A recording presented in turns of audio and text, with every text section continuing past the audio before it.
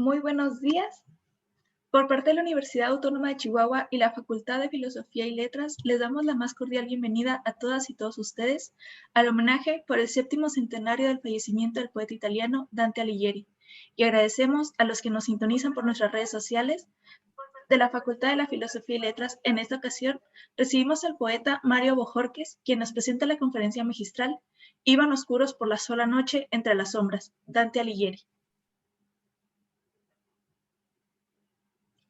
Tenemos el placer de presentar al poeta Mario Bojorquez, poeta, ensayista y traductor. Realizó estudios de lengua y literatura hispánicas en la UNAM, autor de Pájaros sueltos, Contradanza de pie y de barro, Diván de Mouraria, Pretzels, El deseo postergado, Y2K, El cerro de la memoria, Hablar sombras y Memorial de Ayotzinapa. Sus primeros libros han sido reunidos en El rayo y la memoria, y en la antología Aquí todo es memoria. Ha obtenido los Premios Nacionales de Poesía Clemencia Isaura, 1995, Enriqueta Ochoa, 1996, Abigail Bojorquez, 1996, y los Premios Bellas Artes de Literatura Nacional de Poesía Aguascalientes en el 2007, y Nacional de Ensayo Literario José Revueltas en el 2010. Obtuvo en España el Premio Alhambra de Poesía Americana en el 2012, la distinción Príncipe y Poeta Tecayehuatzin de Huexotzinco en el 2012, la presea Ignacio Rodríguez Galván en el 2015, el Premio Literatur Fara Frontier de Transilvania, Rumania en el 2016 y la medalla Clitent del Demons Aigaleo de Atenas, Grecia en el 2017. Recibió las becas para jóvenes creadores del IMBA, del FONCA, del Creador con Trayectoria del FUCUR y de los FOECA de Sinaloa y de Baja California. Ingresó al SNCA en el 2007 y colabora con círculodepoesia.com. Bienvenido al poeta Mario Bojorquez. Un honor. Muchas gracias, Angeli, por esta presentación. Lo primero que haré, desde luego, es pedir el amparo de las musas, del mismo modo en que Dante lo pide en el canto que conocemos como segundo, para poder iniciar esta gran empresa, una empresa magnífica, la empresa de comentar desde la perspectiva del lector una de las obras más grandes del alma humana, que ha producido el alma humana. Un edificio verbal de la mayor pureza, de la mayor altura, de la mayor profundidad. Cuando nos acercamos a este venerable libro, a la obra de este venerable autor, Dante Alighieri, que en estas horas, más o menos, entre el 13 y el 14 de septiembre, se preparaba para entregar su alma y que hoy estamos recordando 700 años después, pues siempre es una gran conmoción, digamos, espiritual, anímica, para todo aquel que evoca este nombre fundamental para la poesía y para el alma humana. Iban oscuri sola sub nocte perumbra. Una traducción literal sería: iban oscuros por la sola noche entre las sombras.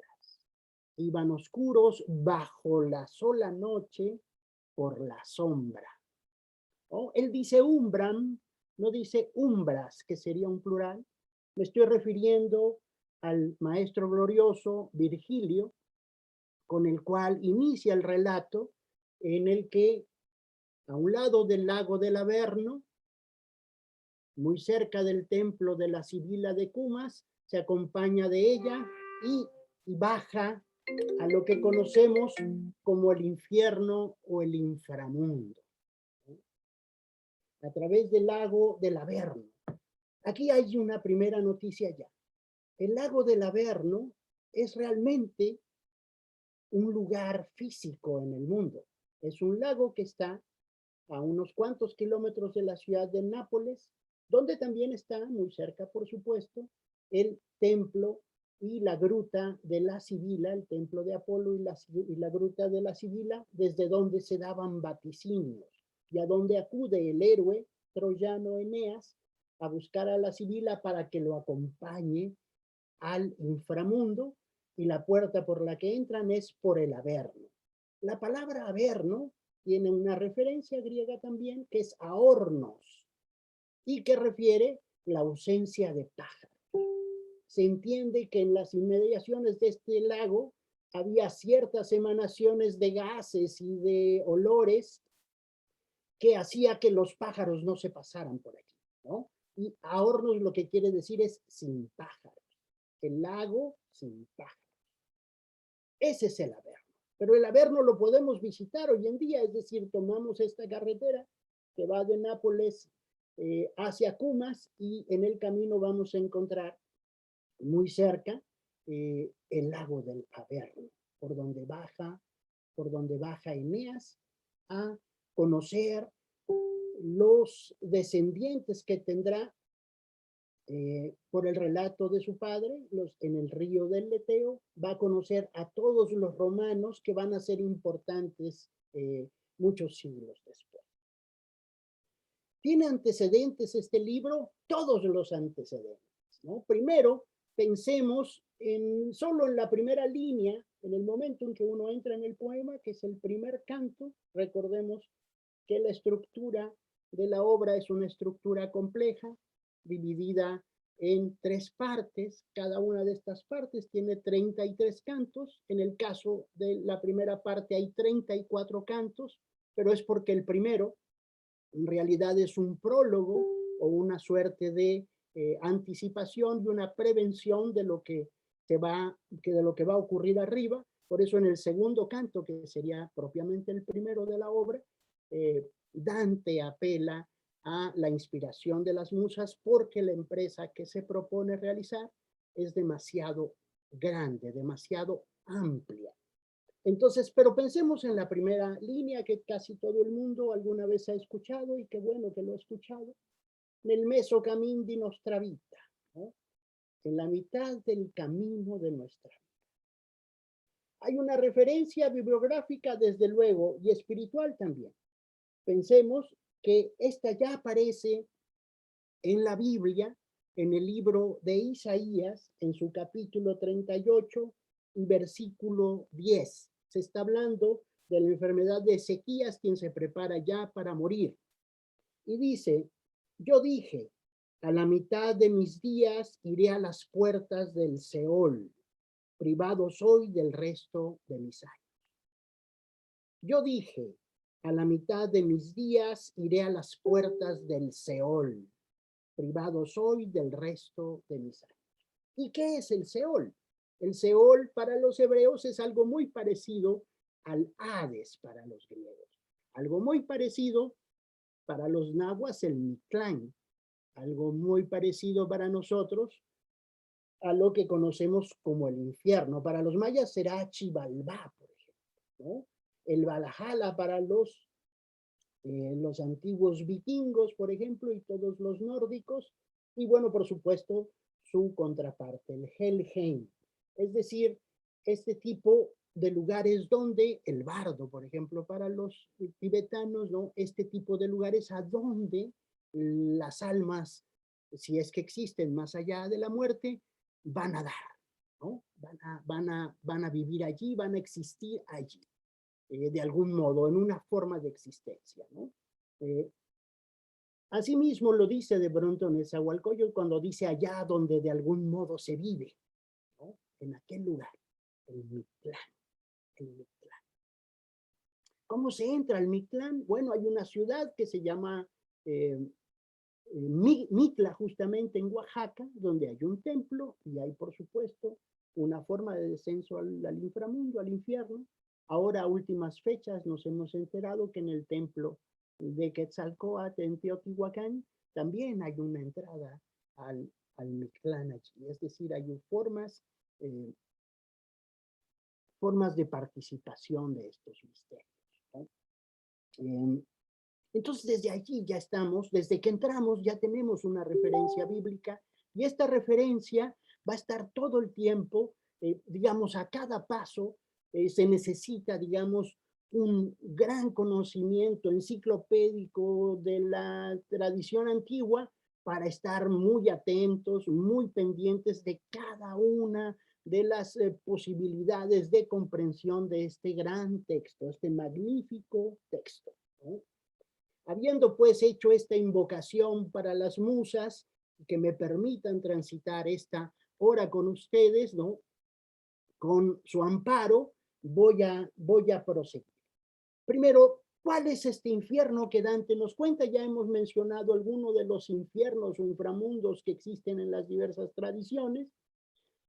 Primeramente, es un infierno construido de pedazos, de fragmentos de infiernos previos, ¿no? Allí están, por ejemplo, los 5 ríos del infierno antiguo, del inframundo, que dominaba Hades, ¿no? O Plutón, digamos, para los romanos, pero que para los griegos se llama Hades. Hades, que es el nombre de este dios hermano personal de Zeus, hermano de Poseidón. En un momento, cuando ellos logran dominar a los titanes, se reparten el mundo y Zeus se queda con el cielo, con el Olimpo, Poseidón se queda con el mar y el inframundo le corresponde al hermano que se llama Hades. Y la tierra va a ser el lugar donde los tres, pueden participar. Son los 4 puntos que existen en el universo y de este modo quedan en las manos de cada uno, ¿no? Desde luego Zeus va a ser, puesto que tiene el Olimpo, el jefe de todos los dioses griegos, ¿no? Aunque de alguna manera, y el juez, y digamos el supremo poder, ¿no? Pero bueno, ahora nos vamos a referir a Hades o Hades, ¿no? Que es este dios y el lugar que lleva su nombre. Es decir, por el nombre del dios, que es el mismo que van a llamar los hebreos el Seol, ¿no? Y entonces, bueno, Hades cuando se decide, cuando ya queda a cargo del inframundo, ordena, por supuesto, esta región a donde van a ir a dar las almas, la ordena de modo tal que puede establecer un cierto orden, digamos, ¿no? De ese mundo. Entonces invita a 3 reyes importantes, al rey Eaco, a Radamantis y al propio Minos, rey de Creta, para que ellos sean los jueces de las almas y que puedan definir hacia dónde va a ir cada una de ellas dentro de este orden que allí se mantiene, ¿no? También quien cuenta con la ayuda de Cerbero, que es su perro, Cerbero, que es este perro, este animal terrible que tiene 3 cabezas, ¿no? Y que destroza a las almas que se portan un poco mal, ¿no? Y bueno, desde allí ya estamos entrando a un ámbito distinto. Allí vamos a reconocer en el infierno de Dante estos elementos, ¿no?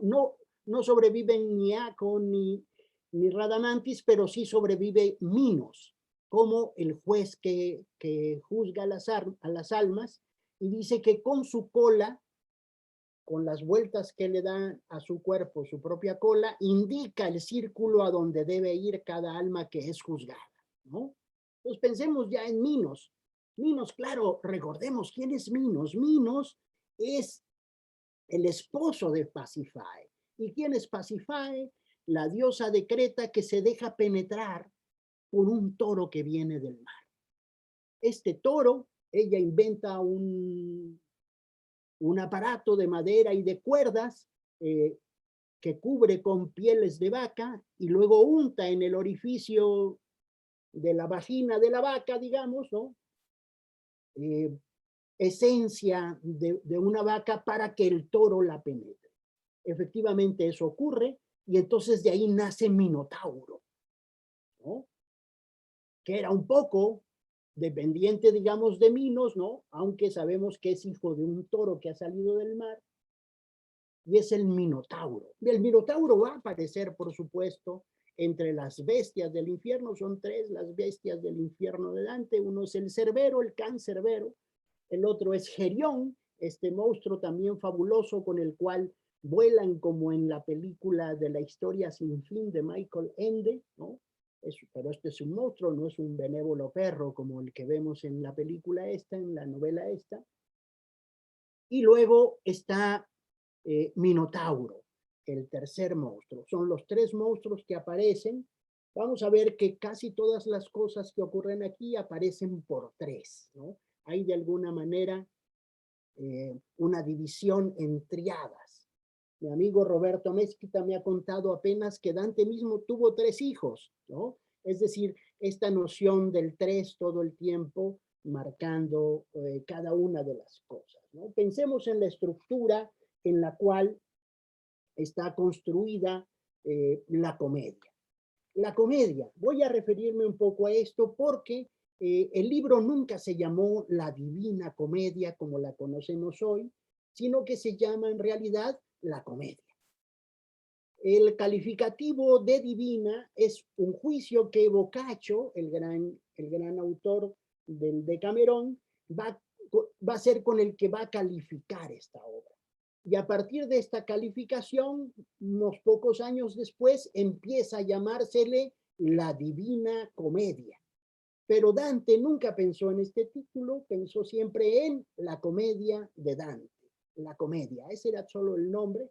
¿Y por qué razón es comedia? Uno se pregunta si está tan llena de furor y de destrucción y de horror, ¿por qué una obra así se llama La Comedia? Bueno, vamos a tener primero que decir que este libro ha sido leído con interpretaciones magníficas a través de los siglos. Cada una de las generaciones ha agregado un nuevo valor, una nueva manera de leer este gran poema que se escribió a partir del 1300.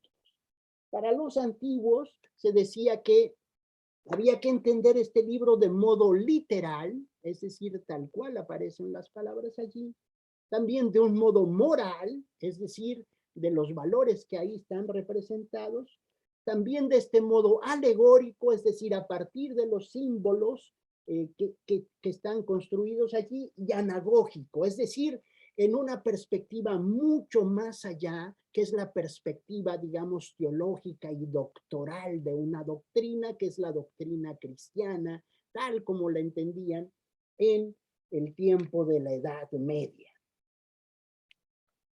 Todo eso está ocurriendo allí. Todo eso está, ni siquiera hemos pasado del primer verso en esta explicación en la que yo voy apenas intentando dejar algunas líneas de reflexión en torno a este grandísimo, grandísimo poema. Yo, desde la perspectiva de mi lectura, yo diría, para ponerlo en términos muy concretos y muy contemporáneos, diría que la lectura se tiene que dar en 3 planos fundamentales. El primero, que sería el plano filosófico, es decir, debemos entender a la Divina Comedia o la Comedia de Dante como un poema construido para explicar la vida del hombre. Y eso es justamente la filosofía. La filosofía lo que estudia es la vida del hombre, el modo en que el ser se instala en el mundo. También debe ser leída desde una perspectiva política. ¿Por qué razón?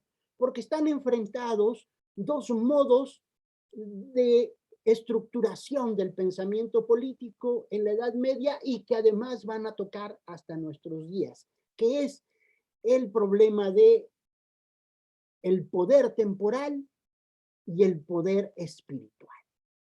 La Iglesia y el Estado. La Iglesia y el Estado confrontados de modo tal que siempre se habla de una preeminencia de uno sobre otro. El Papa, investido de este poder espiritual, trata de someter al poder temporal. El poder de los reyes, el poder de los emperadores, el poder de los ciudadanos al respecto de su propio gobierno, del Estado, como lo entendemos. Dicen que los 2 son poderes divinos. Por un lado, el poder divino del Papa, al que la divinidad dispone su poder, pero también el de los reyes, que también está impuesto por Dios.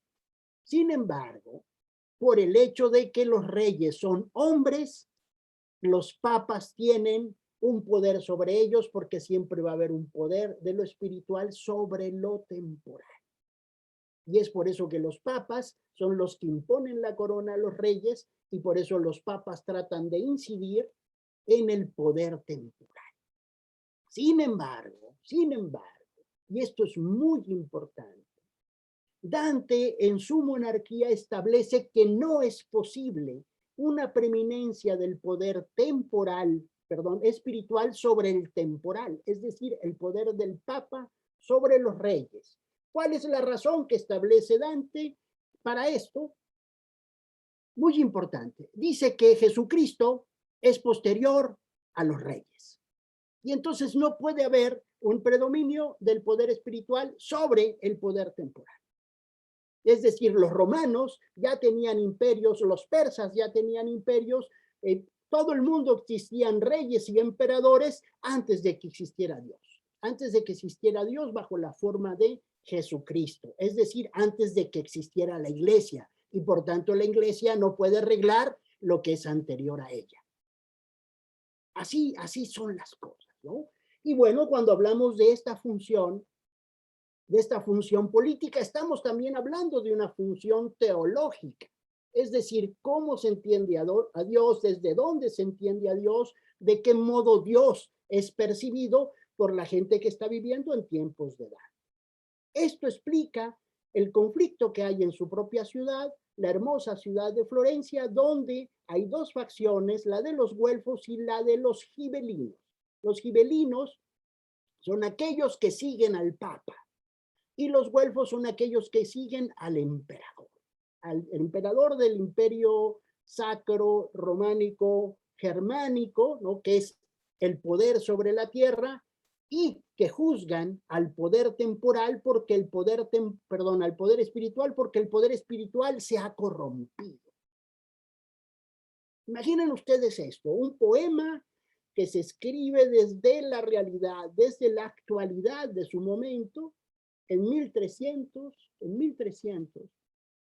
el Papa es Bonifacio VII, y Dante en uno de los círculos, hacia el final, en el círculo octavo, en la bolla de los simoniacos, en el pozo de los simoniacos, aparece un personaje que es Nicolás III, un papa, quien está enterrado, todo el cuerpo, la mitad del cuerpo dentro de un pozo, y solamente aparecen los pies, las piernas que se agitan.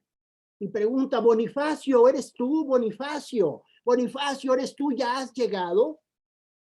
Recordemos que el Papa Bonifacio va a morir hasta 1304, pero en la noche del 24 al 25 de marzo de 1300, el Papa Nicolás III está esperando que ya llegue el alma de Bonifacio, que está condenada, por supuesto, por simonía.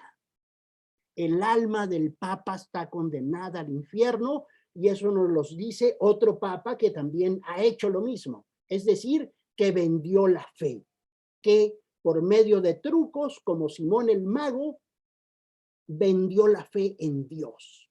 Ese es Bonifacio, el gran enemigo de Dante, que lo exilia de su pueblo, que lo saca, lo corre para siempre de Florencia y que no le permite volverla a ver nunca. Bonifacio, imagínense ustedes estos odios tan enconados que pueden atravesar el alma de Dante, que el propio Nicolás III está esperando que ya llegue Bonifacio, porque no hay corrupto más corruptor que el Papa en funciones. El Papa en funciones, imagínense ustedes esto. ¿De qué grado es esta noción de actualidad, no?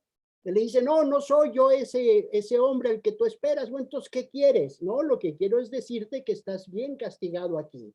Y Dante de pronto le da todavía unos golpes al alma de Nicolás III que uno se queda sorprendido, y Nicolás agita cada vez más las piernas porque Dante está recordándole de qué modo pervirtió la fe, ¿no? De qué modo pervirtió el amor a Dios, ¿no? Y por eso está allí castigado en esa fosa, terriblemente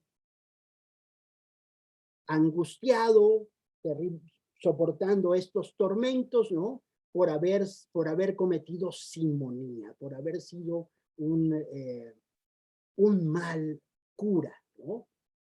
Estos son los conflictos que tiene Dante. Por eso yo digo que políticamente, teológicamente y filosóficamente, cada uno de los personajes aparecidos en la comedia van a tener que ser leídos en estos tres valores, es decir, de una perspectiva filosófica en cuanto al hombre y sus costumbres, ¿no? En cuanto al hombre y su pensamiento, de modo político, el hombre y su acción.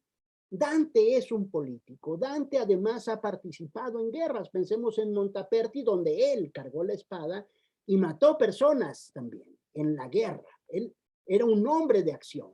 Él perteneció también a un consejo municipal. Recordemos cómo al gran poeta, su amigo querido, Guido Cavalcanti, tuvo que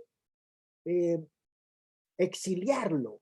Aunque no le gustara, eso es terrible porque su propio amigo tiene que salir exiliado. Vean ustedes de qué modo tan faccioso ocurrían todas estas cosas. Por eso cuando vemos en la televisión cómo se pelean los políticos y se echan pleito unos con otros, pues lo único que estamos haciendo es reproducir el mismo teatro que estaba ocurriendo allá. Allá, ¿quiénes eran? Eran, ¿qué? 5 o 10 familias las que tenían el poder. Los Orsini, los Colonna, que fueron, por supuesto, enemigos de Bonifacio. La caída de Bonifacio es muy interesante porque él se hace enemigo del rey de Francia, donde se habían refugiado los Colonna, que eran sus enemigos personales, y para quitarle casas y propiedades y privilegios a los Colonna, Bonifacio empieza a perseguirlos, ¿no? En un momento se enfrenta contra el rey de Francia y el rey de Francia le hace sentir todo su poder. Cuando se siente perdido Bonifacio, es en la noche en que el propio Arsanio Colonna llega y lo abofetea.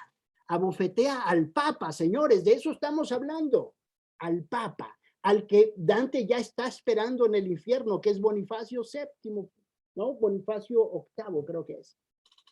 Lo está esperando para que ya está la fosa ahí preparada, y dice Nicolás es que cuando él llegue va a ocupar mi puesto. Su puesto allí, claro, como ocupó su puesto allá, ¿sí? Todo el tiempo se está hablando de eso, desde que llega Dante a las primeras partes del infierno, donde viven los indolentes, aquellos que no hicieron las cosas ni bien ni mal, sino que vivieron una vida miserable y por eso no hay ningún círculo a donde mandarlos. Allí está, de pronto le parece ver, aunque no habla con él, a Celestino V, el que ha renunciado para que Bonifacio tome el poder papal. Y entonces dice, y aquel que anda allá no es aquel que no cumplió con su deber, aquel que no mantuvo el poder de la iglesia, al que no se sostuvo en su decisión, sino que permitió que los demás pasaran encima de él. Bueno, pues ese es, desde que llega, digamos, al infierno, antes de pasar la laguna, antes de pasar el Aqueronte, antes de que Carón lo lleve a la siguiente orilla, en los previos del infierno, ya está allí un papa que no pudo, que no supo, que no pudo sostenerse en la obligación que desde el cielo le había llegado a sus manos, ¿no? Decíamos que hay una estructura. Son 3 partes, el infierno, el purgatorio y el paraíso. En cada una de estas 3 partes hay unos 1000 y tantos versos, cada uno de ellos, ¿no? Dividido en 33 cantos cada uno. En el primero hay 34, ya expliqué por qué, porque el primer canto es como un prólogo, ¿no? Donde de algún modo es una suerte de colocación, digamos, de la historia. Y bueno, luego decimos también que su estrofa, recordemos que la estrofa de Dante es la que se llama terza rima, escrita en endecasílabos, como nosotros vamos a recibir esa tradición para el español. El endecasílabo es un verso italiano, ¿no? la propia gente que no escribía este tipo de versificación, los ingleses, por ejemplo, los alemanes, han tenido que recurrir al pentámetro yámbico, ¿no? Que son 5 pies métricos con acentuación en aguda para que les ajuste las 11 sílabas del soneto, si no nos fuera posible que tuviéramos sonetos en Shakespeare, por ejemplo, ¿no? Puesto que la forma de versificación inglesa pertenece más bien a la versificación cuantitativa o clásica y no este tipo de versificación que es la versificación toscana de la que se ha nutrido la tradición de la poesía en español, por un lado, y la tradición provenzal francesa que nos ha llegado a través del tetradecasílabo o el alejandrino llamado, ¿no? El alejandrino francés es un verso de 12 sílabas con un hemistiquio de 6 y 6 sílabas, y el alejandrino español, el que inventó don Gonzalo de Berceo, está construido en 14 sílabas, es decir, en 2 hemistiquios de 7 y 7 sílabas, ¿no? Y esa es la tradición francesa del Román de Alexandre, que al traducirlo al español le ha quedado en esta cuenta de 14 sílabas a Gonzalo de Berceo. Y bueno, por el otro lado tenemos el endecasílabo que es un verso italiano que fue introducido rápidamente en el español, pero que en 1536 con la publicación y el conocimiento de los sonetos de Garcilaso de la Vega y Juan Boscán, se reconoce como el verso por excelencia del español, ¿no? A través de Garcilaso y de Juan Boscán, que lo han aprendido de Petrarca, del propio Dante, de Sannazaro, de todos los poetas del Dolce Stil Nuovo, que de algún modo Dante va a establecer a partir de la publicación de la Vita Nuova, que son estos hermosos poemas en prosa y en verso, donde de algún modo va contándonos su amor. Luego vamos a saber que es su amor por Beatriz, ¿no? Esta mujer un poco nebulosa que vamos a encontrar, por supuesto, más adelante. Otra vez las triadas, ¿no? Una terza rima que son 3 versos encadenados, donde el primero y el tercero riman, pero el segundo queda libre, porque con ese se inicia la rima de la siguiente estrofa. Luego queda otra vez el de en medio libre, que va a ser el que permite la rima de la siguiente estrofa, y siempre va a quedar uno, y de este modo va encadenando. También se le llama rima encadenada o terceto encadenado.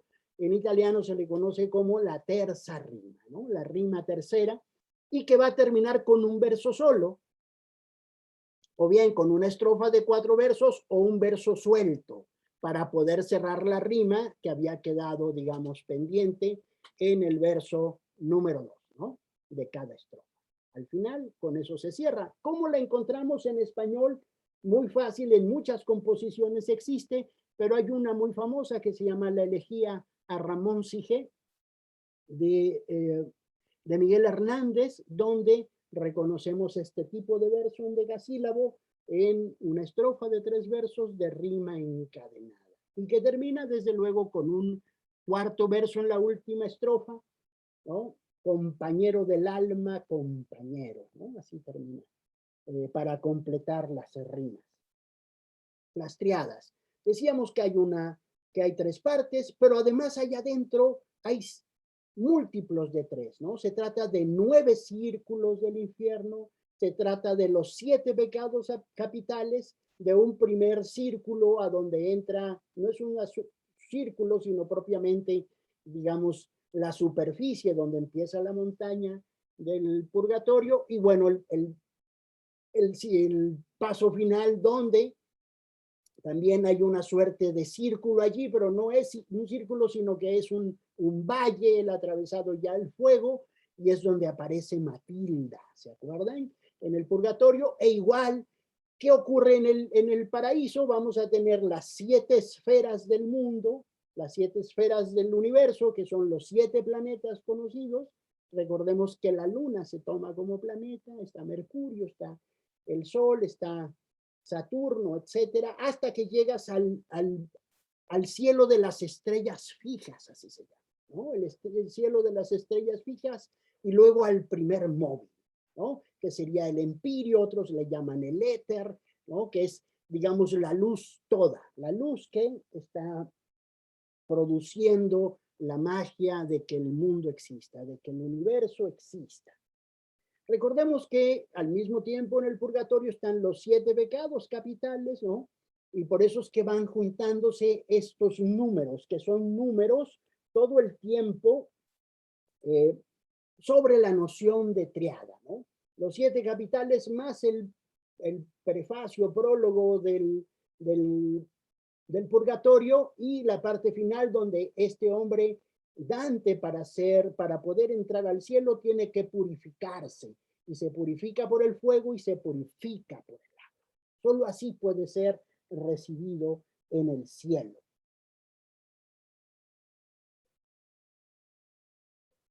Luego he pensado, ¿de qué modo podríamos leerlo nosotros hoy? Cuando pienso, por ejemplo, que una posibilidad es leerlo a través de lo que llamamos las cartas del tarot, que recordemos que el tarot o el tarot son formas arquetípicas del mundo, ¿no? Platicando con mi hijo Mario Fernando, que utiliza motocicleta, ¿no? Les decía, bueno, tú, por ejemplo, eres un caballero, ¿no? Solo que tu caballo es ahora metálico, ¿no? Y entonces empezamos a leer en la realidad los símbolos de las cartas, y él estaba un poco fascinado porque dice, entonces no necesitas las cartas. Y le digo, pues las cartas están allí, las cartas son una representación del mundo, es una representación arquetípica del mundo, ¿no? Y me dice, ¿yo qué carta soy? Y le digo, bueno, tú eres el ahorcado. ¿Por qué? Eres la carta 2, el sacrificio no recompensado. Tú crees que te sacrificas mucho y que no hay una recompensa para ese sacrificio. Cuando tú logres cambiar de esa carta a otra carta, cuando sufras esa transformación, vas a poder entonces sentirte más pleno. Me dice, ¿cuál es la transformación? Pues la siguiente se llama la muerte, ¿no? Que es la carta número 13. Ahora, puede ser desde luego la muerte física, pero también hay otras muchas formas de morir, ¿no? Necesitas la muerte para poder vivir. Es decir, pensemos en el propio Dante, que de algún modo tiene que morir, es decir, bajar a los infiernos, purificarse en la torre de fuego, en la montaña de fuego de la purificación, que es el purgatorio, para poder vivir la gracia divina en el paraíso. Uno debe morir a ciertas cosas, ¿no? A veces cuando dejas ciertas maneras de actuar o ciertas formas de comportarte, estás transformándote, estás viviendo en la carta número 13, que es la carta de la muerte y a la que le tememos más. ¿Cuál es la siguiente carta? La templanza, ¿no? La número 14, que es este ángel que está mezclando agua con fuego, ¿no? Vino y agua con fuego, recordemos cómo lo dice muy bien Gastón Bachelard. Dice, el agua y el fuego se combaten. Si tú le echas agua al fuego, el fuego se apaga. Si tú le echas fuego al agua, el agua se evapora, se destruye, ¿no? Dice, parece que en el alcohol es donde la naturaleza se ha vuelto loca, porque es una agua de fuego. Es agua que es fuego al mismo tiempo, el alcohol, ¿no? Y que bueno, recuerden cómo le van a llamar el agua de amor o cómo le van a llamar los antiguos mexicas, el atl tlachinoli, el agua quemada. No hay agua que pueda ser quemada porque el agua se destruye con el fuego y al mismo tiempo el fuego se destruye con el agua, ¿no? Entonces ya están allí y decimos, ¿cómo podemos seguir esta lectura? Bueno, modernamente podemos seguir la lectura desde varias posibilidades. Pienso, por ejemplo, que en el caso de Dante, esto que ocurre en su literatura es lo que llamamos hoy modernamente la autoficción. Recordemos que es una obra que busca ser épica, ¿no? Contar una epopeya. Recordemos que la palabra épico viene de episodio, viene de época, ¿no? que quiere decir sucesos en el tiempo. Eso es lo que quiere decir la épica. La lírica es la que habla del yo, ¿no? Así lo estableció el gran poeta Arquíloco en el 600 antes de Cristo, ¿no?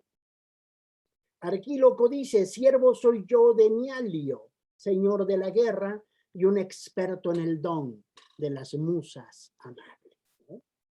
Un experto en el don de las musas amables. ¿Cuál es? Yo soy un guerrero, soy siervo de Nialio. Recordemos que Nialio es una de las caras, la cara más cruel de Marte, la cara más cruel de Ares, el dios de la guerra. Yo soy un guerrero, siervo soy yo de Nialio, señor de la guerra, y un experto en el don de las musas amables. Mi palabra es miel, mi palabra es fascinación, mi palabra es... Y así nace la poesía lírica.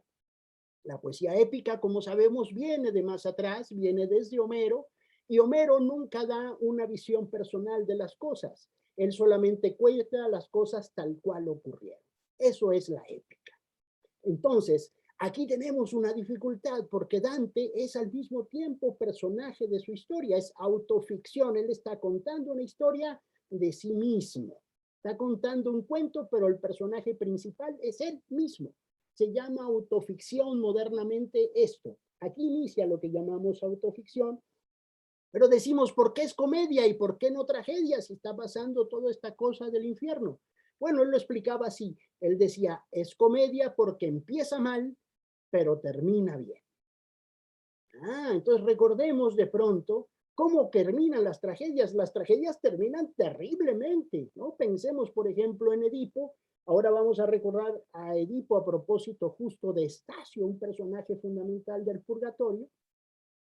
Recordemos a Edipo como lo primero que hace es, él está en el mundo ordinario. También hay otra manera de leer esto, ¿no? Va por un camino, inicia el viaje, también es tragicomedia, ¿no?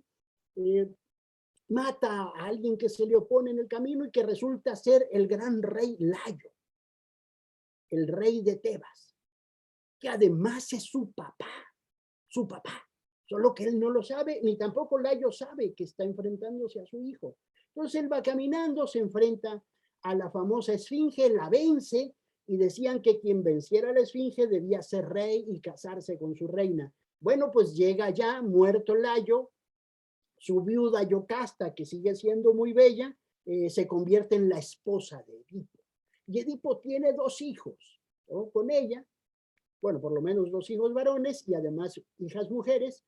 Y luego, en un momento, él consulta, por supuesto, al gran adivino Tiresias, que le dice, bueno, pues la respuesta está en ti, resuélvelo tú, ¿no? Está en ti la respuesta. Entonces se da cuenta que él es el que ha matado a Layo y que se ha casado con su madre.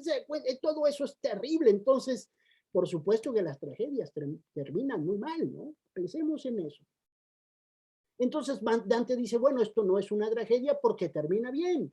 Yo termino la tragedia, perdón, la comedia en el cielo, estoy terminando bien, alcancé la aventura, alcancé el placer, alcancé la iluminación total, pude ver a Dios, la cara de Dios, ¿no? Frente a mí a través del misticismo y a través de este pasaje, ¿no?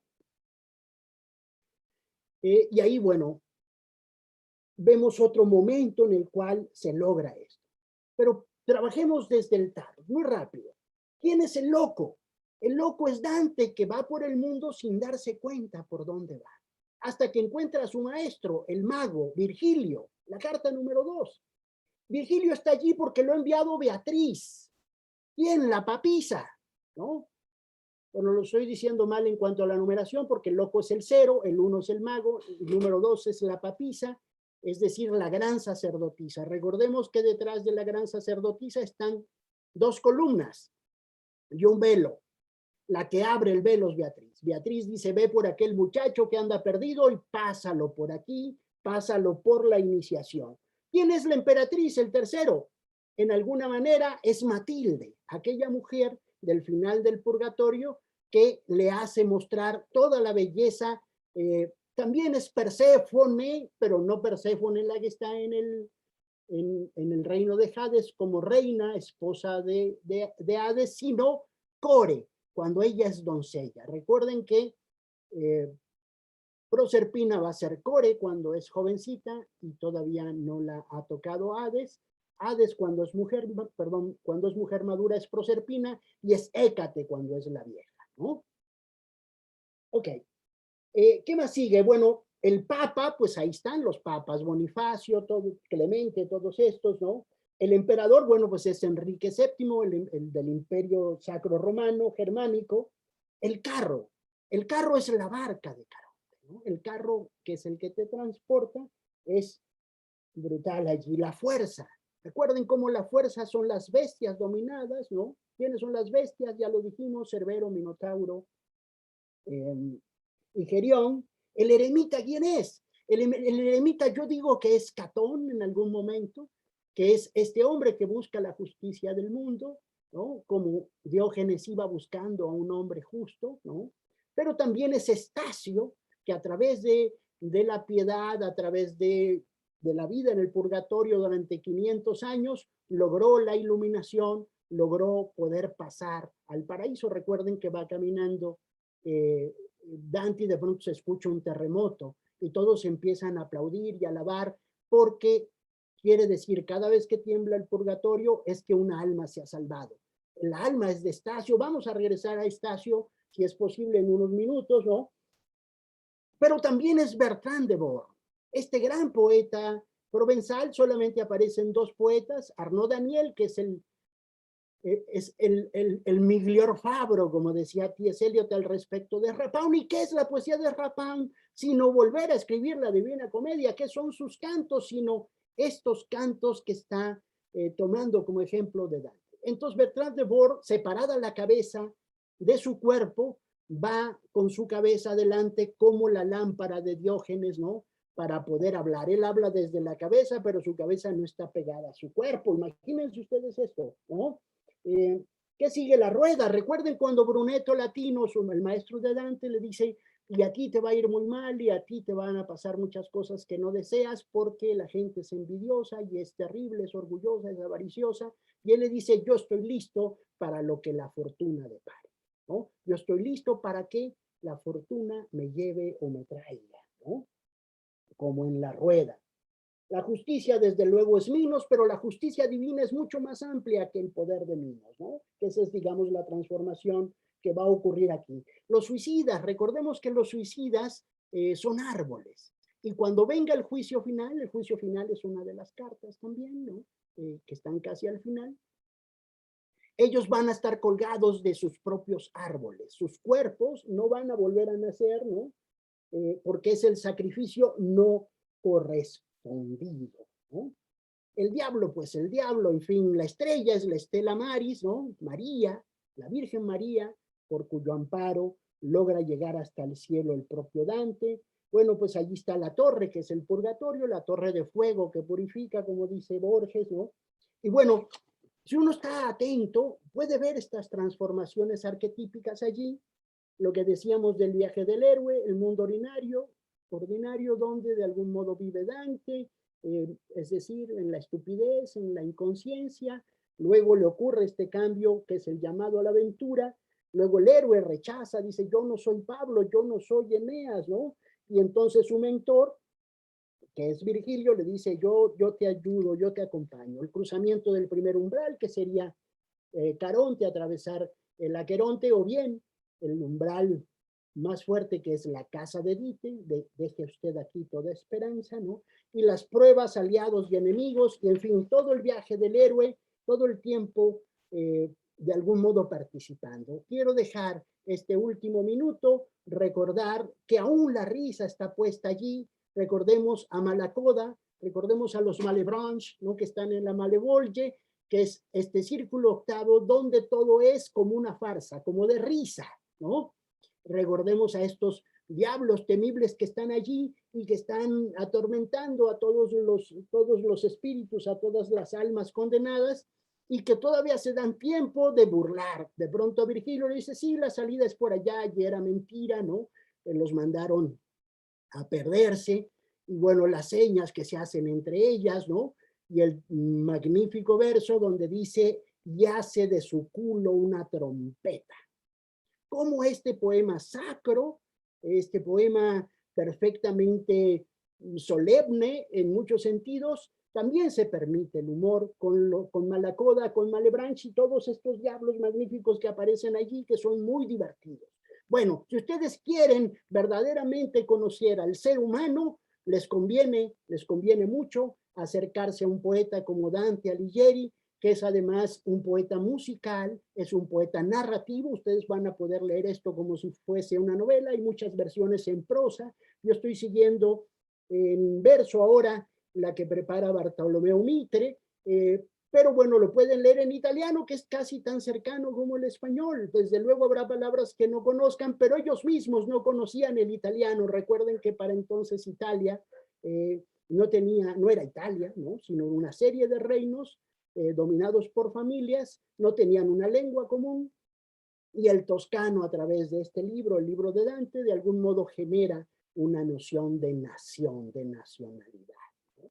Creo que hasta aquí es lo que podemos platicar el día de hoy. Como les decía, con el amparo de las musas he tratado en estos minutos de confundirles un poco más al respecto de esta obra tan vasta, tan maravillosa, tan genial, que 700 años después, recordemos cómo ocurre, empieza el 24 de marzo de 1300 a escribir esta obra, el 24 de marzo en la noche, que es el día en que Jesucristo está pasando por la pasión, el 25 muere. Por eso es que Malacoda, este diablo terrible, le dice, hace 1266 años que se quebró ese puente.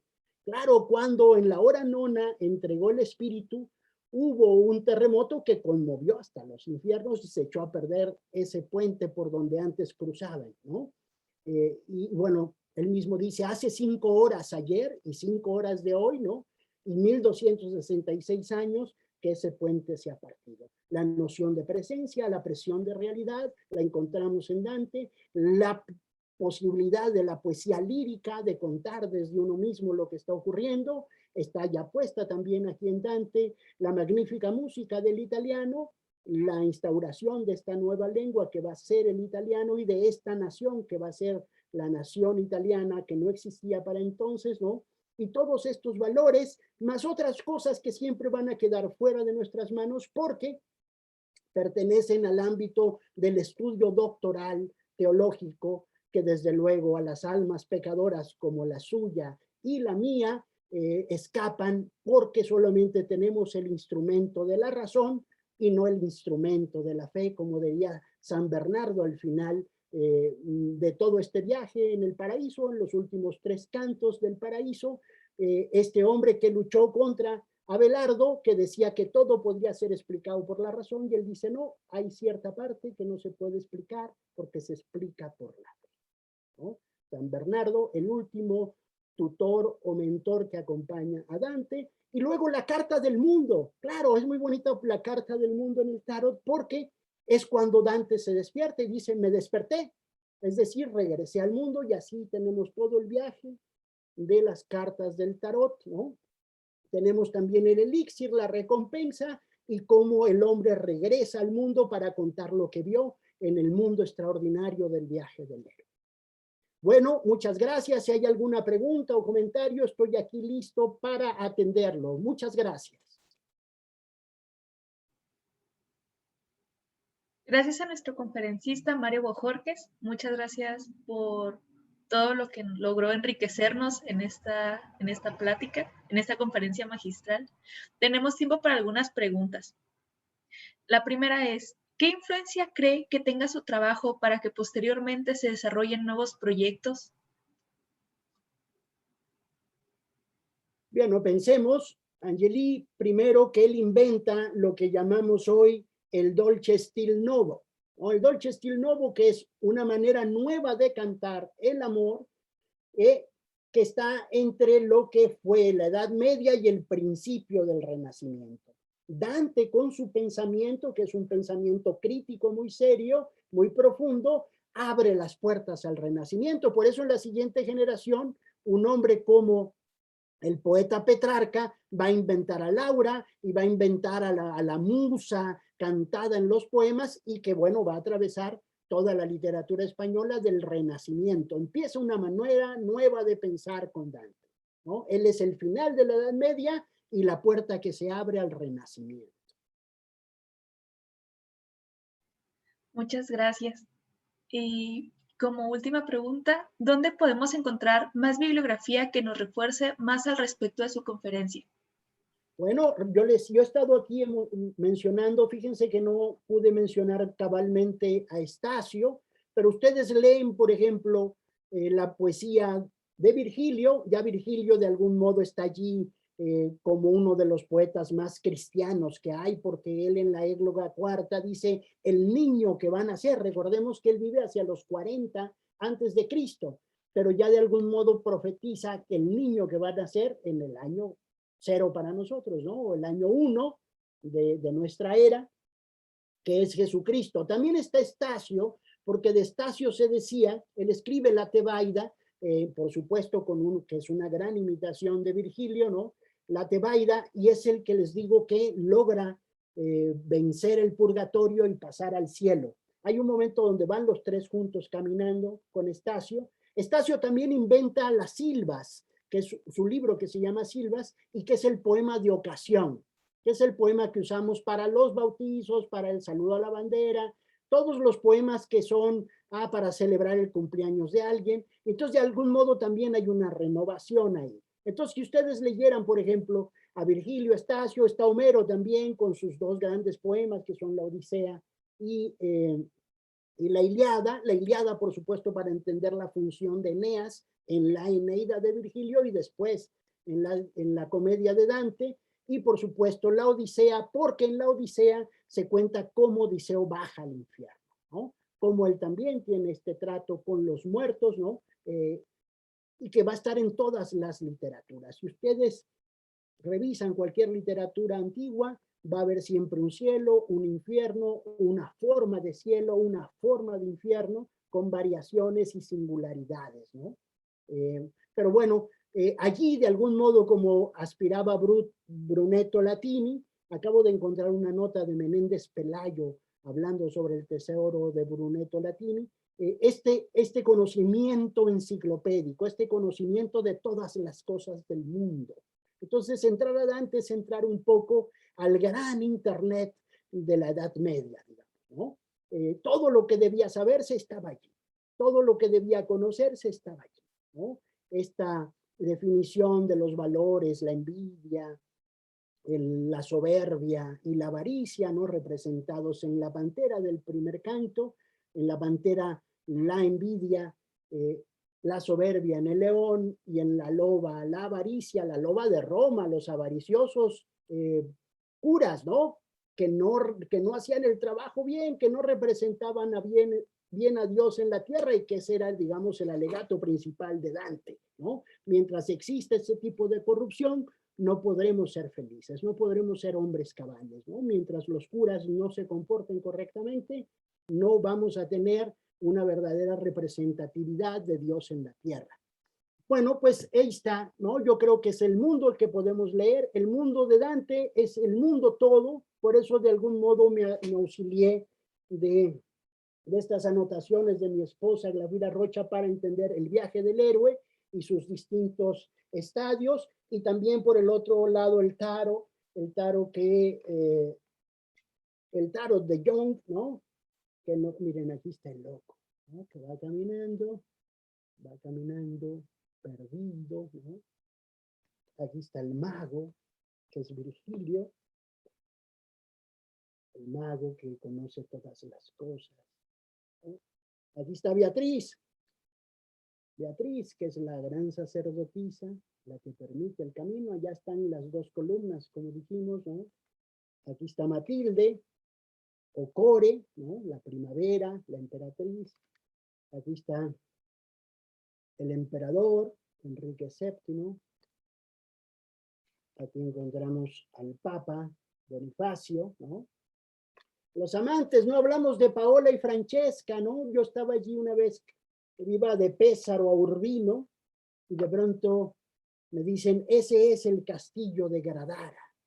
Es donde vivían Paolo Malatesta y Francesca de Rimini, que en realidad era Francesca Polenta, ¿no? De Rávena, pero se dice así en términos generales de Rimini porque es la zona donde está este castillo y donde murieron los amantes, los famosos amantes, ¿no? Bellísimos, que están en el canto sexto de la Divina Comedia, ¿no? Gracias, gracias a todos. Espero no haberles aburrido demasiado. Agradecemos infinitamente a nuestro conferencista Mario Bojorquez la confianza depositada en la Universidad Autónoma de Chihuahua y en nuestra Facultad de Filosofía y Letras para presentar esta conferencia, por lo cual me permito leer la siguiente constancia para él.